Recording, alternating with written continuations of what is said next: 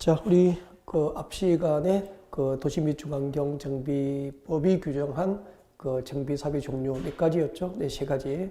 중환경 개선 사업과 그리고 재개발 사업과 재건축 사업 등에 대해서 학습이 이루어졌고요. 자, 이번 시간은 용어 정의 다시 합니다. 네. 그 여러분 교재 198페이지 노후 불량 건축물이 있죠. 이 노후 불량 건축물을 이제 판정하는 객관적인 기준이 필요하죠. 그래서 정비법에서는 다음에 해당하는 요건, 다음의 요건에 해당하는 건축물은 노후 불량 건축물이라고 이제 정비법에서 규정하게 됐고요. 그 노후 불량 건축물로 판정된 건축물이 나중에 이제 판정된 건축물이 이제 그 숫자, 노후 불량 건축물 숫자가 나중에 그 재개발 사업과 재건축 사업 시행 여부를 결정하는 중요한 기준이 되죠. 그래서 여러분이 한번 읽어 보셨으면 좋겠고요. 나중에 1월달, 2월달 기본 이론을 할 때 제가 몇 가지 중요 사항들은 체크를 직접 해드릴 수 있도록 그렇게 할게요. 그리고 정비 기반 시설, 공동 이용 시설도 뭐 지금 뭐 이거 암기하고 할 때는 아니거든요. 그래서 여러분이 참고하셨으면 좋겠고요. 200페이지 보시면은 그 8번에 토지 등 소유자가 나와 있습니다. 이 토지 등 소유자가 아주 중요해요. 그래서 자, 정비 사업 체계하고 그리고 토지 등 소유자를 핵심 용어로 해서 여러분에게 설명을 드리고 있는 겁니다. 자, 토지 등 소유자 할게요. 자, 토지 등 소유자 처음 공부하시면은 이제 토지 등 소유자가 우리 그 인문학적으로 이제 전공을 하신 분은 국어적으로 개념을 정의하려고 하겠죠. 그 토지 등 소유자는 토지 소유자와 기타 등등의 자 이런 개념이 아닙니다. 아니고 그 재개발 사업하고 재건축 사업을 할 때 그 지역에 살고 있는 주민들이 있죠. 그 정비 구역에 이제 살고 있는 주민들 가운데서 그 조합원 자격 등을 부여하기 위해서 그 법적으로 주민의 범위를 명확하게 그 정의를 할 필요가 있죠. 네, 그렇게 해서 이제 만들어진 개념이 토지 등 소유자의 개념이에요. 그래서 그 정비 사업 시계별로 이제 토지 등 소유자의 범위가 이제 법률로 규정이 되어 있고요. 그것을 지금 공부할 거죠. 이 토지 등 소유자가 되면 왜 중요하냐면은 나중에 그 재개발 사업하고 재건축 사업할 때는 그 재개발 조합과 재건축 사업 조합을 만들게 되잖아요. 그 재개발 사업과 재건축 사업의 조합원이 될 수 있어요. 그리고 이 재개발 사업과 재건축 사업의 조합원이 되어야, 일단은 조합원이 되어야 나중에 이제 그 재개발 사업과 재건축 사업으로 건설된 그 주택, 아파트 입주권을 이제 받을 수 있게 되잖아요. 그러면은 그 조합원이 되어야 아파트 입주권을 받고, 그 아파트 입주권을 받으면은 여러분 생각하십시오. 이 정비구역에서 나중에 이제 재개발 재건축으로 이제 새로 이제 아파트를 이제 건설하게 되잖아요. 자, 그때 이제 그 조합원에게 분양되는 거, 조합원에게 분양되는 것은 이 입주권이 있어야 조합원에게 분양이 가능한 거 아닙니까? 네, 조합원 분양 아파트 입주권을 받는 거죠. 그리고 나머지는 이제 일반 분양을 하게 되죠. 이 일반 분양된 아파트 팔아서 이제 재개발 재건축을 위한 그 사업비를 조합이 대부분 이렇게 일반 분양 물량을 통해서 이제 사업비를 조달하는 방식이에요. 네, 그렇기 때문에 그 일반 분양가하고 조합원 분양가는 갭이 있을 수밖에 없죠. 그만큼 조합원이 되고 이제 조합원 아파트 입주권을 받게 되면은 그 갭만큼 이제 프리미엄 이익이 조합원에게 돌아가는 거죠. 그래서 재개발 투자도 하고 재건축 투자를 하는 거 아니에요? 자, 그러면은 여러분의 고객이 그 재개발 구역에 땅 샀을 때, 또 재개발 구역에 필라를 샀을 때, 그죠? 입주권을 받을 수 있는지, 즉 조합원 자격이 될 수 있는지, 그 조합원이 되기 위해서는 법이 정한, 이 법이 정한 토지 등 소유자의 범위에 해당해야 되는 거예요. 이제 왜 토지 등 소유자의 개념이 중요한지 아셨죠? 그래서 아까 그 세 개의 정비 사업이 있었기 때문에 그 세 개의 정비 사업별 토지 등 소유자의 범위를 자, 지금부터 여러분에게 정의를 해드리겠습니다. 여러분 교재 참고를 하시면서 보시면 되고요. 자, 제일 먼저 주거환경 개선 사업입니다. 네, 주거환경 개선 사업이에요. 자, 주거환경 개선 사업과 주거환경 개선 사업과 그리고 재개발 사업입니다. 재개발 사업, 재개발 사업 두 가지죠, 두 가지. 이 주관경계사업과 주관경계사업과 재개발 사업의 경우 토지 등 소유자라 함은 그 정비구역에 위치한 정비구역, 그러니까 주관경계사업과 주택 재개발 사업을 체계적으로 하기 위해서 이제 정비구역을 지정합니다. 정비구역이 지정될 텐데 이 지정된 정비구역이 있죠. 이 정비구역 안에 첫 번째 무엇이 있어야 되냐면은 이 정비구역 안에 토지 소유자입니다. 토지 소유자이거나 토지 소유권이 있거나 그 다음에 건축물 소유권입니다. 건축물 소유권이 있거나 토지와 건축물의 소유권이 있거나 그리고 토지와 건축물 소유권이 없더라도 그 토지에 대한 지상권을 설정한 자는 토지 등 소유자가 될 수 있고요. 나중에 그 주관경계사업은 공영개발 방식으로 하기 때문에 조합이 존재하지 않지만 재개발 사업은 이제 재개발 사업 조합을 만들게 되는데 이 토지 등 소유자에 해당하는 자가 나중에 재개발 사업 조합의 조합이 될 수 있고 조합이 되면은 조합은 아파트를 이제 분양받을 수 있는 아파트 입주권을 보장을 받게 되는 거죠. 원칙이 그렇다는 거예요. 그래서 중요하죠. 그러면 주관경계사업과 그리고 재개발 사업을 할 때 토지 등 소유자를 함은 정비구역에 위치한 이거 꼭 읽으십시오. 토지 소유자, 건축물 소유자, 지상권자. 그러면은 재개발할 때는 토지 소유권만 있어도 건축물이 없고 토지 소유권만 있어도 그죠? 토지 등 소유자가 될 수 있고요. 그리고 또 토지가 없더라도 토지 소유권이 없더라도 건축물 소유권이 있거나 건축물에 관한 소유권이 있거나 그죠? 그리고 또 토지나 건축물이 없더라도 토지 소유권도 없고 건축물 소유권이 없더라도 지상권만 설정해도 토지 등 소유자가 될 수 있고 재개발 조합의 조합이 될 수 있다는 것을 알 수 있게 되죠. 아 그렇구나. 주관경계사업과 재개발 사업의 토지 등 소유자였습니다. 정비구역에 위치한 토지 소유자, 건축물 소유자, 지상권자 그렇게 하면 되고요. 그리고 재건축 볼까요? 그리고 이 재건축은 2017년도와 또 많이 개정이 됐습니다. 개정됐기 때문에 특히 재건축 사업의 토지 등 소유자는 좀 명확하게 보셨으면 좋겠습니다. 자, 재건축. 자, 재건축 사업의 경우 토지 등 소유자를 하면 역시 이제 그 재건축 사업을 체계적으로 하기 위해서는 거기다가 정비구역 지정하겠죠. 그죠? 자, 정비구역이 지정되면은 그 재건축 사업은 이 정비구역에 있는 이 정비구역 안에 있는 이제 건축물입니다. 건축물 및 그 부속 토지입니다. 그 부속 토지 소유자, 그 부속 토지 소유자가 토지 등 소유자가 됩니다. 건축물 및 그 부속 토지 소유자. 이거 다시 볼까요? 자, 건축물이니까 이 지정된 정비구역 안에 있는 모든 건물이죠. 그러니까 공동주택, 아파트는 물론이고 그 상가 건축물, 근린생활시설까지 다 포함되는 거죠. 그 건축물과 정비구역 안에 위치한 건축물과 여기서 그는 뭐죠?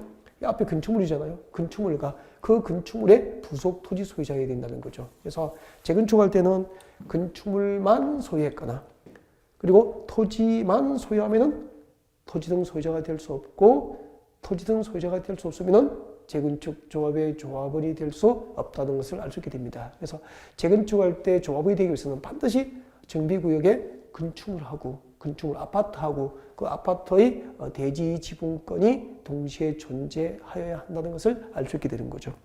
건축물과 그 부속 토지 소유자는 재건축 사업의 토지 등 소유자가 될 수 있고 이 토지 등 소유자, 재건축 사업의 토지 등 소유자가 나중에 그 재건축 사업에 동의를 하면은 그 동의한 자에 하나여 재건축 조합의 조합원이 될 수 있고 재건축 아파트 입주권을 원칙적으로 보장을 받을 수 있게 되는 거죠. 여기까지입니다. 자, 정비법상 토지 등 소유자였습니다. 자, 세 가지 정비사업별 토지 등 소유자의 범위가 다르죠. 주관경계사업과 그리고 재개발 사업은 정비구역에 위치한 토지 소유자, 건축물 소유자, 지상권자가 토지 등 소유자가 되고 재건축 사업의 경우에는 그 정비구역에 위치한 건축물 및 그 건축물의 부속 토지 소유자가 토지 등 소유자에 해당하게 됩니다. 여기까지 하고요. 그리고 그 밑에 주택공사 등이 나와 있을 겁니다. 주택공사 등. 자, 토지 주택공사 등. 자, 우리 정비법에서 주택공사 등 용어 정의죠. 법으로 이렇게 만드는 거죠.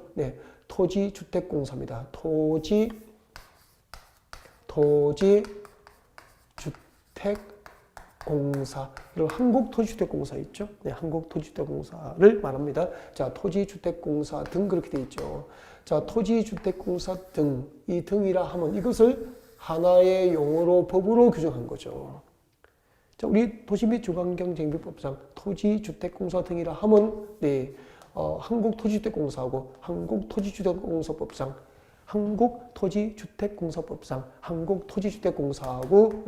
그리고 지방공기업법상 설립된 지방공사를 합하여 네, 토지주택공사 등 합니다. 한국토지주택공사와 지방공기업법상 설립된 지방공사를 합하여 네, 토지주택공사 등 그렇게 하고요. 앞으로 저는 더 약칭해서 이것을 줄여서 그냥 주공 등 할 거예요. 주공 등. 우리 너네 무슨 아파트 사라 하면은 뭐 친구가 우리 한국토지주택공사 아파트에 사라 그렇게 하지 않죠? 네, 주공 아파트 사라 그렇게 하잖아요. 그래서 한국토지주택공사 줄여서 주공 그리고 등 붙어 있으니까 주공 등 그렇게 할 거예요. 그래서 앞으로 저와 같이 도시 및 주거환경 정비법을 공부할 때 주공 등 하면은 네, 한국토지주택공사와 지방공기업법상 설립된 지방공사를 얘기하게 됩니다. 네, 주공 등 됐죠? 네, 그리고 그 밑에 정관 등 나와 있습니다. 정관. 자, 정관. 자, 정비법상 정관 등 하면은 세 가지입니다. 정비법상 정관 등 하면은 네, 규약하고 정관이죠. 정관이 들어가야 되죠. 네, 정관 그리고 규약 그리고 시행규정 이 세 가지입니다. 정관, 규약, 시행규정, 교재에 밑을 보시면 되겠죠? 정관, 규약, 시행규정을 이 세 가지를 무엇이라고 하죠? 네, 정관 등 합니다. 그리고 교재 3번 보십시오. 양가로 10번 정관 등 뒤에 3번에 보면은 밑줄 쭉 보십시오. 시당 군수 또는 자치구의 구청장 이하 시당 군수라고 한다라고 되어 있죠. 이 부분도 개정법이 네, 아직 반영이 안 되고 자료가 만들어졌죠. 네, 아마 1월달 기본서에는 네, 개정법이 반영이 될 겁니다. 자, 이거 고쳐드릴게요. 앞으로 정비법을 공부할 때 시장, 세종특별자치시장,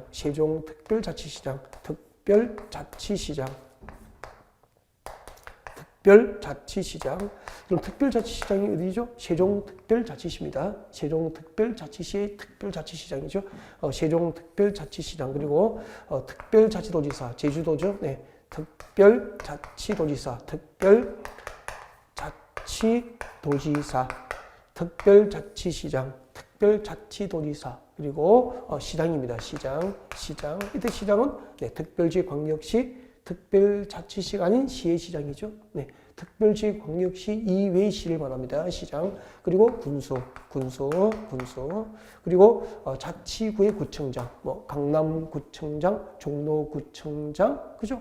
부산광역시 해운대구청장, 그죠? 뭐 여기에 해당되겠죠. 자치구의 구청장, 지방자치단체로서 자치권을 가지고 있는 네, 구청장을 말합니다. 구청장 이렇게 해서 그러면 몇 개가 되죠? 5개잖아요. 이 5개를 합하여 중요해요. 알고 계셔야 돼요. 세종특별자치시장, 제주특별자치도지사, 그리고 시장, 군수, 구청장 이 5개를 이 정비법에서는 무엇이라고 하냐면 이 5개를 이제 정비법에서는 시장, 군수 등 이렇게 해요. 그래서 지금부터 법 조문을 공부하실 때 정비법상 시장, 군수 등 하면은 네, 특별자치시장, 특별자치도지사 그리고 시장, 군수, 구청장 그렇게 돼요. 이 5개를 시장, 군수 등이라고 합니다. 이 법을 공부하기 위해서 필수적이거나 그리고 또 용어정의지만 네, 출제 가능성이 높은 것 위주로 네, 선택적으로 여러분에게 설명을 다 드렸고요. 여기까지 하면은 이제 용어 정의까지 설명이 다 된 거예요. 네, 설명이 다 됐고 그 다음에 이제 본격적으로 네, 챕터 2에 들어가가지고 이 정비법이 규정한 정비 사배 절차에 따라서 네, 관련 제도들을 학습할 수 있도록 그렇게 준비를 네, 하겠습니다. 네. 자, 지금부터 이제 본격적으로 네, 이 법, 정비법이 규정한 네, 정비 사업 절차에 따라서 관련 제도들을 학습할 수 있도록 그렇게 준비를 하겠습니다. 네. 여러분 도시 및 주거환경 정비법상 정비 사업의 절차가 되겠죠. 네, 정비 사업의 절차입니다. 도시 및 주관경제법상 정비 사업 절차에 따라서 네, 관련 제도들을 학습할 수 있도록 그렇게 준비를 합니다. 하는데 여러분 그 정비 사업은 일정한 계획에 의해서 그 체계적으로 정비 사업이 이루어져야 하는 거 맞죠? 네, 그래서 이 법에 의해서 수립되는 그 정비 계획 소개를 합니다. 제일 먼저 그 중앙정부니까 네, 국토교통부에서 수립하겠죠, 그죠? 네, 관할 네, 국토교통부 장관이 수립하는 도시 및 주거 환경 정비 기본 방침이 있어요. 기본 방침이 있고요. 아마 여러분 교재에는 없을 겁니다. 없고 뭐 내용이 많지 않기 때문에 제가 판설하면서 여러분에게 설명을 드릴 수 있도록 그렇게 할게요. 정비 기본 방침이 있고요. 그 다음에 이제 이 기본 방침은 누가 수립하냐면은 네, 중앙정부죠. 네, 중앙정부에서 수립합니다. 중앙정부에서 네, 수립을 하게 되고요. 이 국토교통부에서 수립하는 이 기본 방침에 맞도록 이제 자치단체, 지방자치단체장들이 수립하는 행정계획이 2개가 있습니다. 그 지방자치단체장들이 수립하는 행정계획이 이제 2개가 정비계획이에요. 도시 및 주관경 정비 기본계획입니다. 도시 및 주관경 정비 기본계획, 약칭해서 그냥 기본계획 그렇게 해요. 정비 기본계획이 있고요. 그 다음에 이제 또 지방자치단체에서 수립하는 게 네, 기본계획이 있고 또 정비계획이 있습니다. 정비계획이 있죠. 이 기본계획과 정비계획이 있죠. 기본계획과 정비계획은 지방자치단체장, 지방자치단체, 지자체, 지방자치단체에서 수립하게 됩니다. 그래서 중앙정부가 수립하는 네, 기본방침, 도시 및 주관경 정비 기본방침이 있고 그리고 지방자치단체에서 수립하는 네, 행정계획, 도시 및 주관경 정비 기본계획, 약칭해서 기본계획합니다. 기본계획과 그리고 네, 정비계획이 있다. 그렇게 하면 되죠. 자, 그 다음에 이제 정비계획이 위반이 되면은 이 정비계획을 위반해서 이제 정비구역 지정을 신청하고 지방도시계획위원회 심의를 거쳐서 정비구역 지정이 있게 됩니다. 정비구역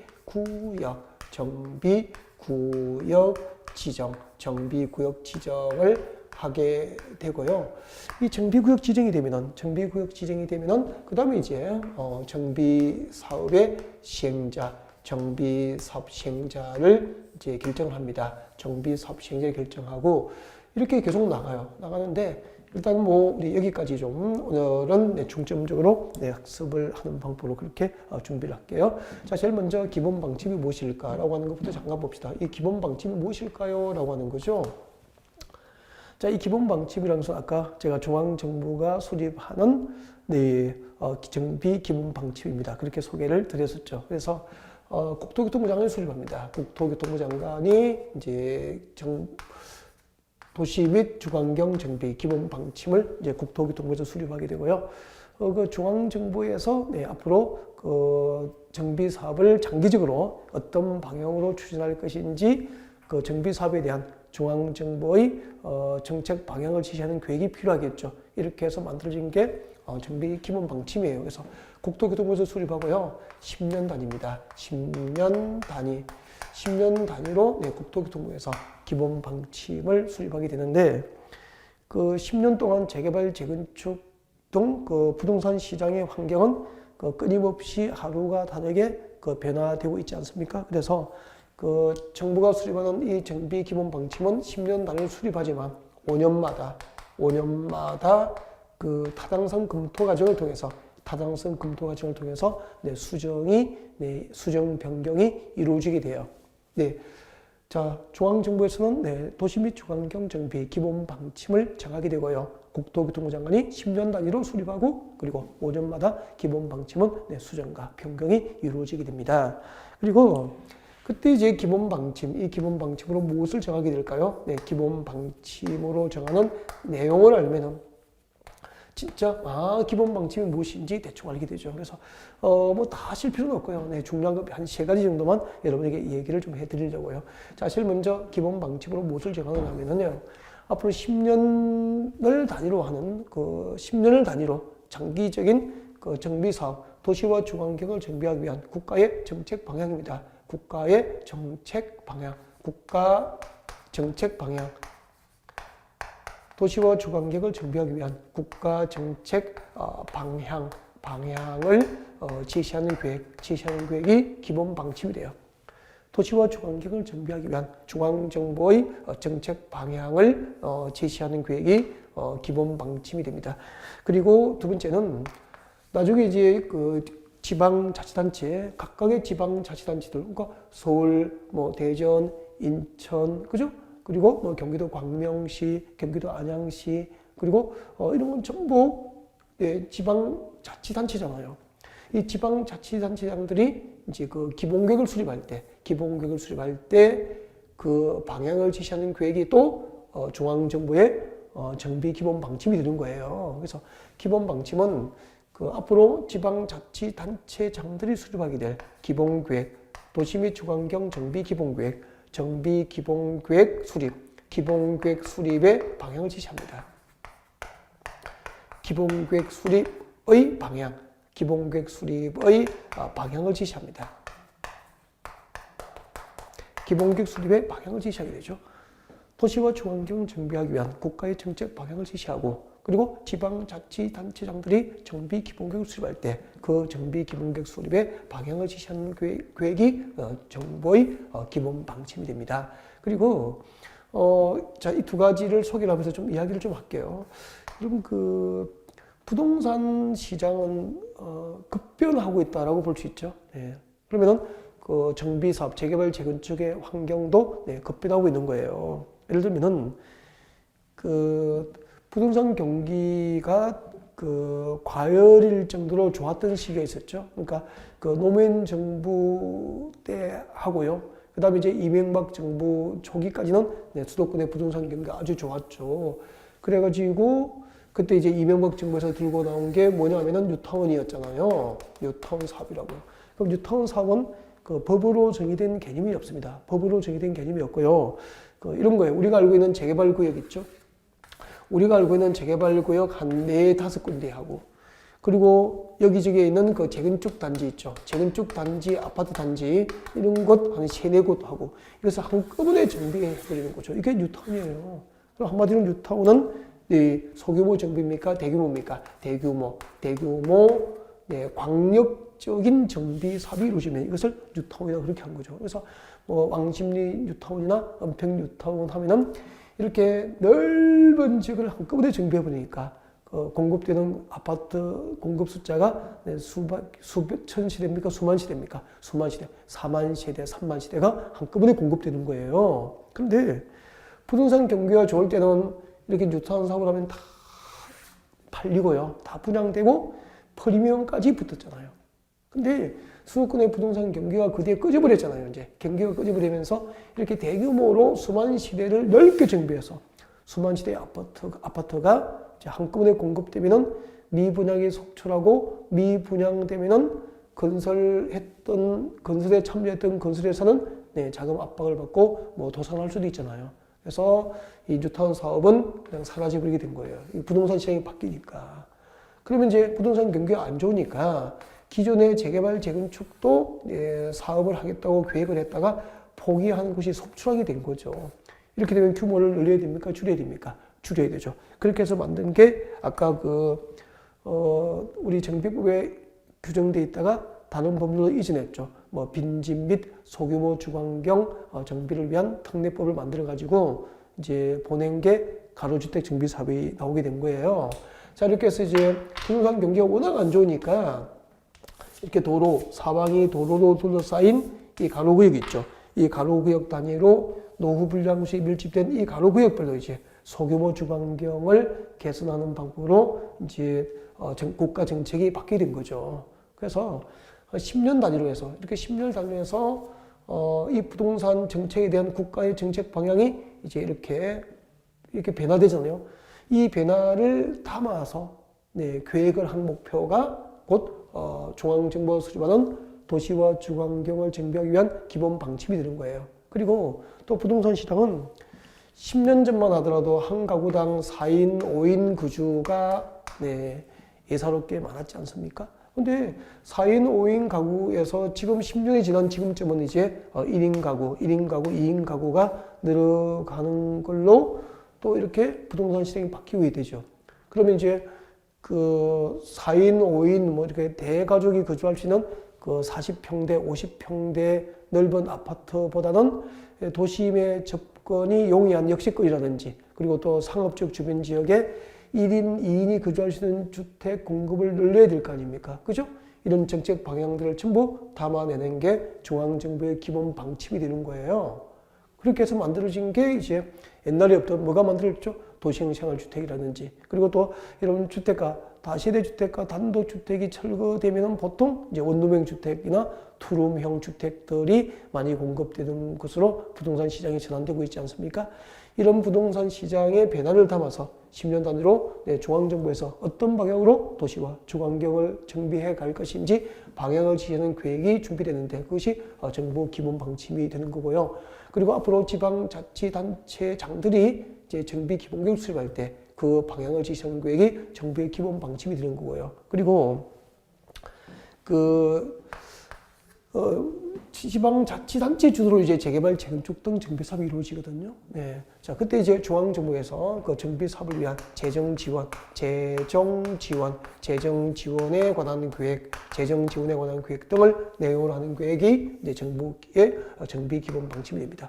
그 재정 지원도 이 얘기를 좀 해드릴까요? 네, 재정 지원도 여러분 그 재개발 봅시다. 재개발은 아까 우리 개념을 정의했죠.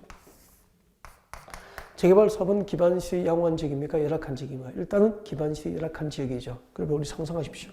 여기가 만약에 재개발 지역이라면 이 동네는 도로와 같은 기반시설이 아주 열악하다는 거죠. 좁은 골목길이고 도로도 비좁고 뭐 그래요. 그리고 도시공원도 없죠. 공용주차장도 없죠. 막 이런 곳이라고요. 그래서 골목길에 밤 되면은 주차전쟁 벌어지고 이런 곳이죠. 이런 곳은 주로 그 공동주택 단지 주변 지역입니까? 단독주택, 다세대주택 밀집지역입니까? 그렇죠. 단독주택, 다세대주택이 밀집된 지역이 이런 기반시설이 대체로 열악하죠. 단독주택, 다세대주택이 밀집된 지역이라고. 그럼 이 지역을 이제 재개발합니다. 재개발을 하면은 이렇게 정비 기반시 열악하고 노후 불량주로 판정된 그 지역이 밀집된 이런 지역이 재개발 대상이 되는 거예요. 그럼 재개발할 때는 아까 그 정비 기반 시설이 열악하고 노후 불량주의 밀집된 지역을 대상으로 주거환경 개선을 목적으로 한다고 했으니까 주거환경 개선이 들어갔죠? 그러면 노후 불량주는 보존됩니까? 철거합니까? 전면 철거 방식으로 재개발이 이루어진다는 거잖아요. 그렇게 해가지고 재개발할 때 이걸 전면적으로 철거해버린다고 다 철거해버리고 철거하고 이 지역을 다시 개발하는 거예요. 그래서 없던 도로가 신설되고 좁은 도로는 확장되고 이렇게 도시 기반시설이 다시 확충이 된다고요. 기반시설 이렇게 확충하고 그리고 이제 여기에 이제 공공도서관 지어주죠. 공공도서관도 지어주고 그리고 공공도서관 지어주고 공용주차장도 만들어주고요. 그리고 이제 도시공원도 만들어주고 이렇게 하죠. 이렇게 해가지고 여기다가 이제 아파트를 지어버리는 거죠. 재개발 아파트를 다시 지어버리는 이게 주택 재개발, 이것이 재개발 사업이 되는 거죠. 자, 그러면은 이렇게 도시를 다시 만들면서 많은 공공시설, 공원이라든지 도로라든지 공용주차장이라든지 공공도서관 등이 건설됐잖아요. 이걸 확충하려면 땅이 필요하죠. 이것을 지금까지는 이제 재개발조합으로부터 서울시에서 지방자치단체에서 전부 이제 기부를 받았죠. 기부 체납을 받아서 재개발구역 공원도 만들어주고 공공시설, 도로도 확장하고 했다고요. 그러면은 재개발구역의 땅은 이만큼인데, 그 중 3분의 1 정도를 공공시설로 조합해서 기부 체납해버리니까 여기에 아파트를 지어야 할 재개발조합의 땅은 늘어납니까? 줄어듭니까? 줄어들게 되잖아요. 땅이 줄어들면은 일반인에게 그 조합원에게 분양하고 일반인에게 분양해야 될 아파트 세대수가 줄어들잖아요. 그만큼 재개발조합의 재정 악화를 초래하고 사업성이 없으니까 포기가 속출하다는 거죠. 그러면은 지금 그 도시를 정비를 하지 아니할 수는 없잖아요. 네, 시간이 지나면은 그 근무로 노후화되고 또 노후화되면서 구조 안전성 문제도 유발되고 또 주택으로서의 기능을 제대로 발휘를 못하기 때문에 정비는 해야 되잖아요. 그러면은 이런 기부 체납을 하지 않도록 그 공공시설 확충에 대해서 중앙정부에서 자치단체에 재정 지원이 필요하지 않습니까? 이런 것들을 전부 내용을 하는 계획이 도시와 주환경을 정비하기 위한 중앙정부의 기본 방침으로 볼 수 있는 거예요. 그러니까 이거 제목만 달랑 외워가지고 아는 거 아니잖아요. 그래서 제가 사례를 들어서 여러분에게 잠깐 설명을 드렸기 때문에 자, 이런 이해가 반복되면서 점차점차 이런 내용들이 하나씩 진짜 여러분 것이 되는 것이지 암기해서 여러분 것이 되는 것은 아니잖아요. 네, 일단 중앙정부의 기본 방침에 대해서 설명드렸고요. 그 다음에 이제 지금부터 본격적으로 이제 그 정비 사업은 지방자치단체에서 다 주도합니다. 그래서 지금부터가 사실상 이제 정비 사업의 절차에 의해서 재개발 재건축이 이루어지는 과정들을 학습한다. 그렇게 생각하시면 돼요. 자, 지방자치단체가 수립하는 행정계획, 정비기본계획과 정비계획을 소개합니다. 먼저 이 정비기본계획은 한 개의 도시 전부를 대상으로 기본계획이 수립돼요. 그러면 누가 수립하죠? 구청장이 수립합니까? 시장입니까? 시장이죠. 그래서 특별시장, 서울특별시장, 6대 광역시의 광역시장, 세종특별자치시장, 제주특별자치도, 그리고 시장, 군수라고 적어놓고요. 자, 설명됐습니다. 여러분, 특별시, 광역시, 세종특별자치시, 제주특별자치도 여기까지는 의무적으로 당연히 그 시장들, 서울특별시장, 광역시장, 세종특별자치시장, 제주특별자치도에서는 당연히 의무적으로 정비기본계획 수립을 해야 돼요. 근데 여기 보시라고요. 여기 있는 시장은 그 특별시, 광역시, 특별자치시가 아닌 시잖아요. 그러면은 뭐 경기도 안산시, 그죠? 성남시, 수원시, 광명시, 하남시 다 여기에 해당되잖아요. 그죠? 네. 경상남도, 창원시 다 여기에 해당된다고. 자, 근데 여기 특별시, 광역시, 특별자치시가 아닌 시는 기본계획을 의무적으로 수립하기 위해서는 인구가 얼마? 50만 이상입니다. 인구 50만 이상만 의무적으로 정비 기본계획을 수립하게 되는 거죠. 바꾸기 가면은 특별시, 광역시가 아닌 시 중에서 인구 50만 미만인 시는 관할도지사가 수립이 필요 없다고 인정하는 시는 정비 기본계획 수립을 아니할 수 있다는 거죠. 아셔야 되고요. 그리고 여러분 군수를 제가 적었는데 강조하려고 적은 거예요. 여러분 그 군 단위 강원도 형성군, 그죠? 그리고 경상남도 산청군, 그죠? 전라남도 한평군, 이런 지역은 그 재개발 재건축이 10년 동안 수십 건입니까? 몇 건입니까? 몇 건이 있을 수도 있고 없을 수도 있죠. 그래서 10년을 단위로 하는 장기적인 정비 기본계획 수립을 의무화하지 않는다. 수립을 요하지 않는다는 거죠. 그래서 군 지역은 도시 및 주관경제법상 정비 기본계획 수립 대상이 아니고요. 그리고 특별시, 광역시가 아닌 시 중에서 인구 50만 미만인 시도 관할도지사가 수립이 필요하다고 인정하지 않으면 수립하지 아니할 수 있다는 거예요. 여기까지 정비기본계획 수립권자였습니다. 자, 정비기본계획은 한 개의 도시 전부를 대상으로 해서 정비기본계획 수립됩니다. 그래서 이렇게 하면 되죠. 자, 우리 서울시에서는 서울시 관할구역 전부를 대상으로 해서 서울시장이 이 정비사업, 10년 동안 정비사업을 어떻게 장기적으로 추진할 것인지 시에서는 일정한 계획이 필요하죠. 그 계획이 곧 서울시 정비기본계획이 되는 거예요. 그래서 정비기본계획 몇 년 단위로 수립하느냐면요, 10년 단위로 수립합니다. 정비기본계획은 10년 단위로 수립하고요. 그 다음에 이제 10년 동안 재개발, 재건축 등 정비사업 환경은 끊임없이 변화되는 과정이기 때문에 10년 단위로 수립하고 5년마다 역시 5년마다 타당성 검토 과정을 통해서 그 검토 결과가 기본계획에 반영되어서 정비기본계획이 수정되는 거예요. 그래서 기본 방침과 기본계획, 기본이 들어가면 전부 몇 년 단위입니까? 최소 10년 단위로 수립하고 모두 5년마다 타당성 검토 과정을 통해서 수정이 이루어진다는 것을 알 수 있게 되는 거죠.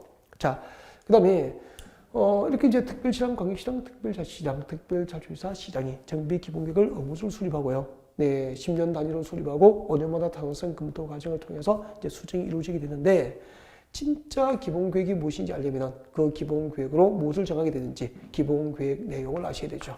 정비 기본계획은 다음 사항을 내용으로 하는 행정계획이에요. 그래서 자, 정비 기본계획에 포함되는 내용. 자, 이거 보통 이제 기본서 보면 한 13개, 4개 정도 편집을 해서 이제 박스를 만들어 가거든요. 근데 뭐 다 외우면 좋죠. 다 외우면 좋은데 다 외울 수가 없잖아. 그죠? 네, 그래서 시험에 나올 것만 그리고 또 여러분이 이 전문 지식을 이해할 수 있는 것 위주로 우선 암기를 하시면 되겠죠. 그래서 제가 오늘 3가지를 소개합니다. 자, 정비 기본계획이라는 것은 정비 사업, 대도시 지역에서의 정비 사업을 체계적으로 시행하기 위해서 정비 사업의 기본 방향을 제시합니다. 정비 사업의 기본 방향을 제시하는 계획이다. 우리 서울시에서 앞으로 서울시에서는 10년 동안 정비 사업을 어떤 방향으로 추진할 것인지 계획이 있어야 되겠죠. 이렇게 대도시의 정비 사업을 체계적으로 하기 위해서 그 정비 사업, 그 도시가 추구하는 정비 사업의 기본 방향을 제시하는 계획이 기본 계획이에요. 네, 그리고 두 번째는 이 두 번째, 세 번째 하는 얘기는 제가 여러분에게 설명을 드리기 싫을 정도로 농담이에요. 설명드리기 싫을 정도로 아까운 전문 지식이에요. 그냥 외우면 골치 아픈 암기 대상, 해석하고 활용하면 아주 귀중한 전문 지식이 될 수 있는 거죠. 두 번째는요, 이 정비 기본계획 외에서 자, 정비 예정구역, 정비 구역입니까? 예정구역입니까? 예정구역이에요. 예정구역이니까 앞으로 정비 사업을 여기서 할 거라고 예정하는 구역이니까 그 구역 범위가 명확할 필요는 없죠. 그래서 정비 예정구역의 계략적 범위를 정하는 계획이에요. 정비 기본계획은 대도시 지역에서의 정비 사업이 체계적으로 이루어질 수 있도록 정비 사업의 기본 방향을 제시하는 계획이고 앞으로 10년 내에 정비 사업이 필요한 지역에 대해서 정비 예정 구역의 계략적 범위를 설계하는 계획이고 그리고 세 번째 그 정비 예정 구역별 정비 계획 수립 시기를 정하여 정비 계획 수립 시기를 정하여 정비 사업을 단계별로 추진하기 위한 단계별 정비 사업에 관한 단계별 사업 추진 계획이에요. 단계별로 정비 사업을 추진하기 위한 계획이죠. 단계별 사업 추진 계획 등을 내용으로 하는 계획이 정비 기본 계획이에요. 정비 사업의 기본 방향을 제시하고 정비 사업이 필요한 지역에 대해서 정비 예정 구역의 계략적 범위를 정하고 그리고 정비 사업을 단계별로 사업을 추진하기 위해서 수립하는 계획이 정비 기본 계획인데 제가 이 정도 얘기를 하면은 이해는 잘 되지 않죠, 아직까지.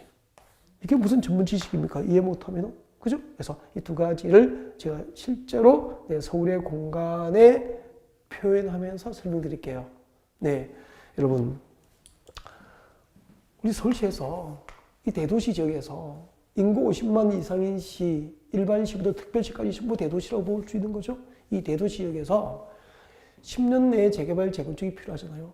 그러니까 우리 서울에서 10년 내에 재개발, 재건축이 필요하면 서울시에서 그 재개발, 재건축이 필요한 지역을 뭐로 지정하냐면 정비 예정구역으로 지정합니다. 이 정비 예정구역이 서울에 많을 때는 340곳이었어요. 그러니까 10년 내에 서울에서 재개발, 재건축을 하겠다고 계획된 곳이 340곳이었다고. 그러다가 부동산 경기가 안 좋아지니까 재개발, 재건축을 포기한 구역이 많이 생긴 거예요. 그렇게 해가지고 현재는 한 270여 곳 내외가 될 거예요. 그러면은 앞으로 10년 내에 서울에서 재개발, 재건축 등 정비 사업이 필요한 지역을 서울시 정비 기본계획으로 미리 정비 예정구역으로 지정한다는 거죠. 그 정비 예정구역의 숫자가 270여 곳이 된다는 거예요. 그렇게 10년 내에 정비 사업이 필요한 지역에 대해서 뭘 지정한다고요? 정비 예정구역을 지정하는 계획이 기본계획이에요. 그러면 지금 여러분이 살고 계시는 아파트 재건축하려면 10년 내에 재건축하려면 그 첫걸음이 서울시 정비 기본계획으로 여러분 아파트 단지에 정비 예정구역 지정하는 게 여러분 아파트 재건축 사업의 첫걸음이라는 거죠. 몰랐죠? 여러분 동네 재개발하려면은 시에서 서울시에서 정비 기본계획으로 그 여러분 동네에 정비 예정구역 지정하는 게 여러분 동네 재개발 사업의 첫걸음이 되는 거예요. 10년 내에 정비 사업이 필요한 적에 대해서 정비 예정구역을 지정한다. 그러면 서울에 정비 예정구역이 270여 곳 된다는 거잖아요. 인천이 한 50곳 될 수 있는 거잖아요. 부산이 50곳 될 수 있는 거잖아요. 그죠? 창원시에 30여 곳이 될 수 있는 거잖아요. 그것을 지정하는 계획이 기본계획이고요. 그리고 더 놀라운 것은요. 자, 이렇게 서울시 정비 기본계획으로 10년 내에 정비 사업이 필요한 지역을 정비 예정구역을 지정하면서 그 예정구역별로 정비 계획을 수립하는 시기를 정합니다. 예를 들면, 자, 여기가 만약에 서울시 양천구 신정동이에요. 서울시 양천구 신정동을 재개발한다고 가정하는 겁니다. 하면은 10년 내에 신정동 재개발 사업을 하려면 서울시 정비 기본계획으로 일단 신정동의 정비 예정구역 지정해야 돼요. 하면서 서울시 기본계획에 의해서 그 신정동 정비 예정구역은 2018년 2월에 정비 계획을 하겠다라고 그 정비 계획 수립 시기를 정해둔답니다. 그리고 강남의 모 아파트는 2018년 6월에 정비 계획을 할 거야. 그리고 강북구의 모 재개발 지역, 어떤 재개발 구역은 2018년 10월에 정비 계획을 할 거야. 이렇게 270여 곳의 정비 예정구역을 지정하면서 그 예정구역별 정비계획 수립 시기를 정해주는 거죠. 그 예정구역별 정비계획 수립 시기에 맞춰서 10년 동안 순서를 정하여 어떤 재개발을 제일 먼저 하고 어떤 아파트 재건축을 그 다음에 하고 어떤 곳 재개발을 그 다음에 할 건지 순서를 정하여 10년 동안 정비 사업을 단계별로 순서를 정하여 정비 사업을 추진하기 위한 계획이 정비 기본 계획이 되는 거예요. 이제 이해가 되죠? 앞으로 10년 내에 정비 사업이 필요한 적에 대해서 정비 예정구역을 지정하고 정비 예정구역별 정비 계획 수립 시기를 정하여 그 예정구역별 정비 계획 수립 시기에 맞춰서 10년 동안 276곳의 정비 사업을 순서를 정하여 단계별로 그 정비 사업을 추진하기 위한 계획이 정비 기본 계획이다 그런 얘기예요. 이해가 되시죠? 우리 가끔 연말에 모임을 가면은 꼭 이렇게 얘기를 하는 친구들이 가끔 있죠. 저기 우리 아파트 있잖아. 우리 아파트 재건축한다 그래요. 그러면서 하는 얘기가 자기 아파트를 얘기하잖아요. 우리 앞동 있잖아. 22평. 그거 지난해까지 4억 했었잖아. 재건축 사업이 결정되면서 요즘에 5억 5천이야. 라고 이야기해요. 그러면 여러분은 어머 좋겠다 막 이렇게 하잖아요. 물어보셔야 됩니다. 어머 좋겠다가 아니고 기본계획 나왔어? 라고 물어봐야 되죠. 왜요? 10년 내에 여러분 친구 아파트 정비사업 하려면 서울시 정비 기본계획으로 일단은 뭐가 지정돼야 되죠? 정비 예정구역 지정하는 게 첫걸음이니까 기본계획이 나와야 첫걸음을 뗀 거잖아요. 그죠? 그래서 기본계획 나왔어? 물어봐야 된다는 거. 그래서 기본계획이 뭐야? 라고 물으면 좀 알아보고 재건축한다고 얘기해야지. 그렇게 하면 되잖아요. 그죠? 여기까지예요. 일단 정비 기본계획이었습니다. 앞으로 서울시가 10년 동안 정비 사업을 어떤 방향으로 추진할 것인지 서울시가 추진하는 정비 사업의 기본 방향을 제시하고 앞으로 서울에서 10년 내에 재개발 재건축이 필요한 지역에 대해서 정비 예정구역을 지정하고 그 정비 예정구역별 정비계획 수립 시기를 정하여 10년 동안 정비 사업을 순서를 정하여 단계별로 정비 사업을 추진하기 위한 계획 등을 내용을 하는 계획이 정비 기본 계획이다 이 말입니다. 이해가 됐죠? 자, 이렇게 제 정비 기본 계획이 수립되면 자, 그 정비 기본 계획에서 정한 예정구역별 정비 계획 수립 시기에 도래할 거 아닙니까? 그러니까 양천구 신정동 정비 예정구역은 2018년 2월에 정비 계획을 하겠다고 서울시 기본 계획이 되어 있는 거예요. 그럼 2018년 2월이 되면은 관할 양천구청장은 누구라 그랬죠? 구청장이죠. 구청장 등입니다. 구청장 등은 여기서 서울 양천구 구청장이죠. 양천구청장은 서울시 기본계획에 맞도록 신정동 정비계획을 수립합니다. 신정동 정비계획을 입안을 해서 정비계획을 입안을 해서 서울시에다가 서울시에다가 네, 특별시 광역시의 정비구역 지정을 신청하게 되는 거예요.